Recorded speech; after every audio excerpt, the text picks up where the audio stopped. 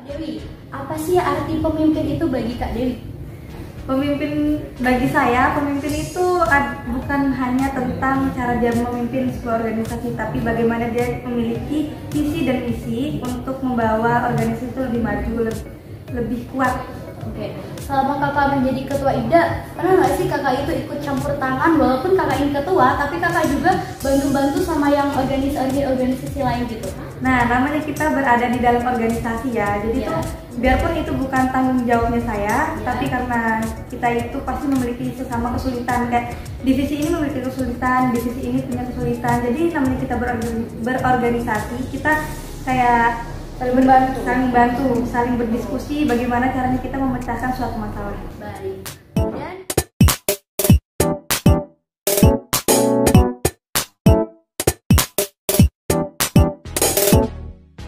Assalamualaikum warahmatullahi wabarakatuh.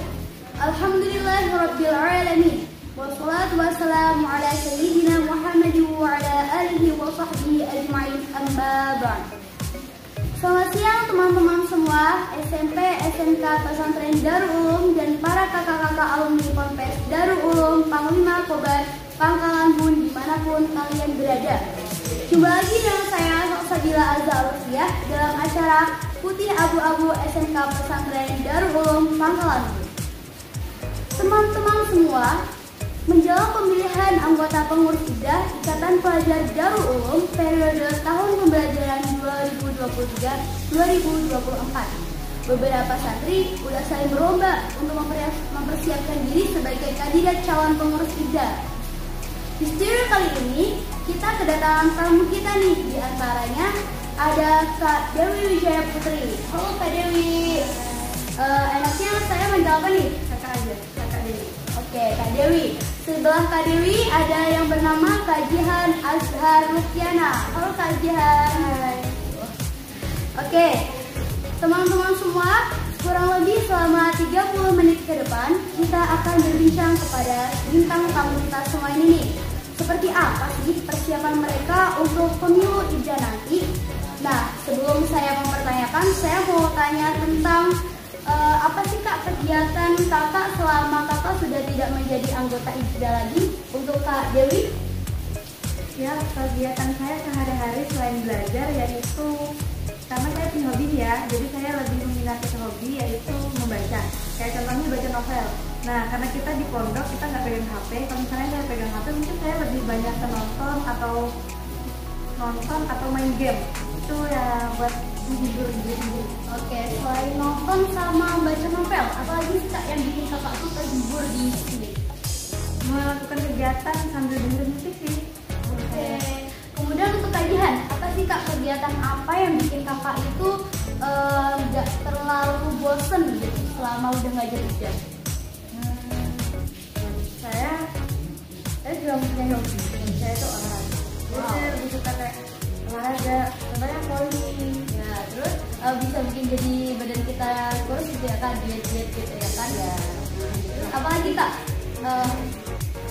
Selain olahraga, saya juga suka baca buku kan? Baca novel. Terus ada nggak sih kegiatan yang bikin kakak itu kayak pengen banget ngejar sesuatu target itu walaupun kakak tuh udah nggak jadi IPDA? Misal kayak mau hafalan kah atau apapun itu, ada nggak sih? Ya, hafalan itu contohnya. Ya, kalau pelajari paket-paket kakak buat besok ujian. Oke. Terus saya mau tanya lagi nih Kak, pernah nggak sih kakak itu berdebat sesama teman, kemudian perasaan apa sih yang kakak alami selama berdebat sesama teman saat menjadi IPDA? Saat debat tuh kayak rasanya jengkel, terus mengeluarkan semua emosi. Tapi nanti setelah kita berdebat mendapatkan solusi, nanti kita sama-sama udah nggak ada rasa kayak marah gitu tuh nggak. Oh, terus selama perdebatan tuh menjalin hubungan yang lama nggak sih Kak untuk kebaikan, kayak sampai 5 hari atau seminggu bahkan nggak tegur-teguran gitu? Nggak sampai sih, nggak sampai kemarin.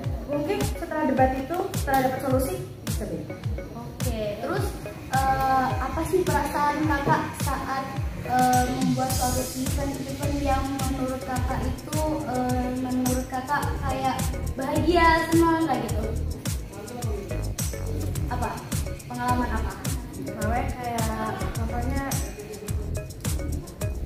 itu bertukar pendapat sama satu organisasi. Terus ada lagi? Kayak misal ketika eventnya berhasil atau eventnya tidak berhasil, itu gimana sih perasaan kakak? Siapa yang menjawab? Kak Dewi apa saja? Silakan.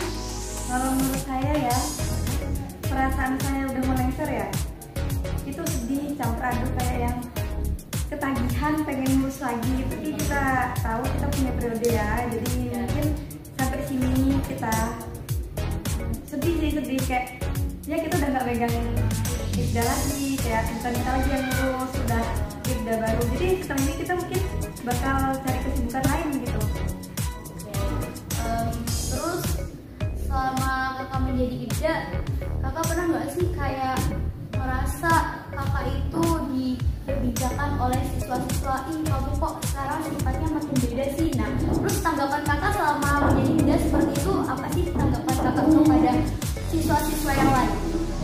Tanggapan saya gimana ya, bukannya kita yang berubah gitu kan, tapi karena mungkin waktu kita yang tersita karena nggak bisa langsung kumpul terus karena adanya ya tuntutan tanggung jawab.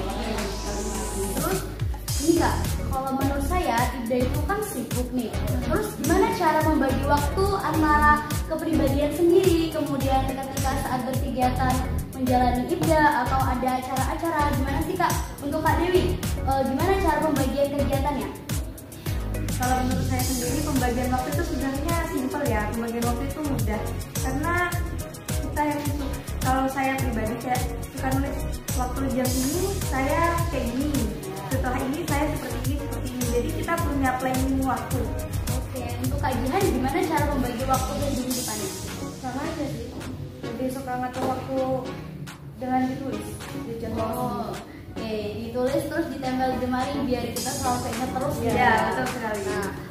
Nah, saat ini saya mau menanya nih, apa sih kak motivasi kakak Dewi menjadi ketua Ibda? Terus kayak apa sih yang menjadi keinginan kuat kakak menjadi ketua Ibda itu? Pertama, motivasi saya itu saya pengen banget merasakan yang namanya tanggung jawab. Keinginan saya ingin dipercaya, keinginan saya mendapatkan sebuah dukungan dari teman-teman yang lain. Banyak sekali motivasi saya di Ibda. Oke, baik.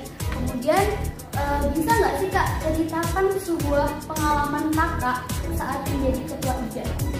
Pengalaman terseru saya yaitu event nggak sih? Ya event. Karena waktu event tuh kita kayak ngerasain seru-seruan, kayak apalagi kalau misalnya event itu berhasil, kayak di hati tuh kayak yang ternyata kita bisa gitu, kita bisa buat yang lain tuh ikut gerak gitu. Rasanya jadi kayak lebih plong gitu. Ya, lebih seneng sih, lebih kayak wah bahagia banget lah. Tapi kalau misalnya eventnya gagal, gimana perasaannya kak? Sedih, kecewa kayak lebih kecewanya tuh ke diri sendiri, kayak wah gue belum berhasil nih gitu. Oke.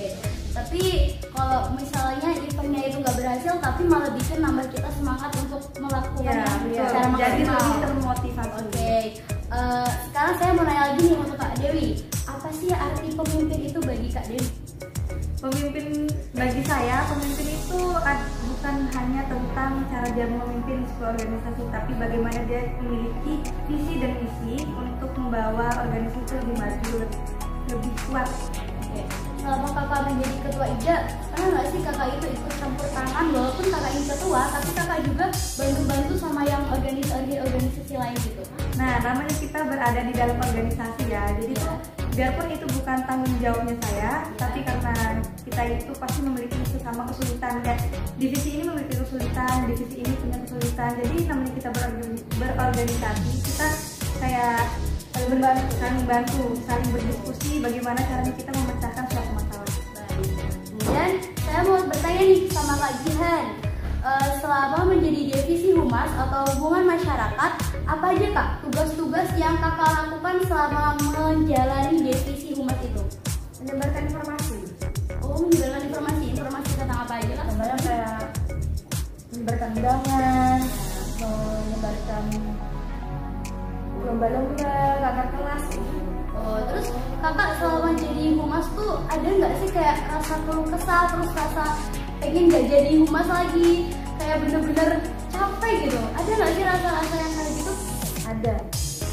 Rasanya kayak rasanya tuh capek jalan keliling kelas, keliling sekolah. Terus pernah nggak sih pengalaman yang bikin kakak jengkel banget gitu? Terus bikin kakak sakit hati, kayak gak mau lah capek-capek kayak gini gitu? Ada. Apa? Itu waktu minta tanda tangan buat surat. Kenapa kak? Kayak susah banget suratnya, salah dikit dicoret. Jadi kayak dosen gitu ya, Iya. buat makalah langsung dicoret-coret gitu Karena ya? itu bikin sakit hati ya gitu. Oke. Jadi kita harus kalau misalnya mau jadi leader tuh kayak harus sabar-sabar gitu ya. Harus kuatin mental gitu. Dan nggak boleh nih kalau misalnya mau jadi ketua leader tuh, apalagi organisasinya tuh kalau misalnya kesabarannya sedikit itu ya janganlah kayak gitu, karena ini bener-bener nguji mental banget gitu. Terus saya mau bertanya kepada kakak Dewi dan Kak Jihan, apa pesan untuk kakak-kakak kepada calon leader nanti? Harus apa sih? Terus habis itu amanat yang penting banget harus dilaksanakan apa aja? Buat agensi pokoknya lebih dari kita, sama mereka lebih dari kita, tanggung jawab mereka lebih dari kita, dan jangan menghilangkan tradisi yang udah kita buat. Jalankan Kayak apa tuh Pak? contohnya kayak mengadakan lomba ini, event ini. Kalau menurut Kak Dewi, apa aja pesan yang harus mereka jalani? Terus habis itu kan kakak sebagai ketua mantannya nih, jadi kakak tuh harus bener-bener ngasih amanah yang bener-bener yakin. Terus semoga IPDA ini berjalan lebih maju, lebih wow dibanding ke depannya nanti. Nah, kalau menurut saya pribadi ya, pesan untuk calon ketua IPDA berikutnya, semoga kalian tuh bisa lebih dari kami, belajarlah bertanggung jawab. Semoga kedepannya lebih bagus lagi. Kayak apa yang kurang dari kami, kesalahan kami itu dijadikan motivasi, dijadikan pelajaran. Semoga kedepannya IPDA selanjutnya bisa lebih baik lagi. Amin. Semoga Amin. mereka bisa melaksanakan dengan baik ya. Oke guys, cukup dari kami. Sekian dulu. Terima kasih. Wassalamualaikum warahmatullahi wabarakatuh. Bye. Bye.